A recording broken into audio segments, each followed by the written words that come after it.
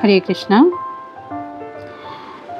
ভাগবতমে বলা হচ্ছে, নষ্টপ্রায়েষু অভদ্রেষু নিত্যং ভাগবত সেবয়া ভাগবতী উত্তম শ্লোকে ভক্তির ভবতী নৈষ্ঠিকী।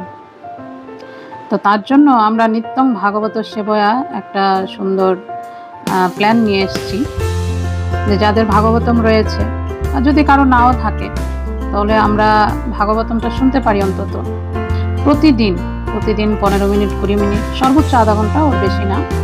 আমরা যে কয়টা শ্লোক হোক আমরা পড়বো একদম প্রথম থেকে ধারাবাহিকভাবে এই জিনিসটা করে তারপর আমরা পুরোটা ভাগবতম শেষ করব। অনেকে আছে শ্লোক পড়তে পারে না, বা অনেকে আছে পড়তেই পারে না, তারা শ্রবণ করতে পারে, বা শ্লোকগুলো আমাদের সাথে প্রতিদিন পড়া হয়ে যায়।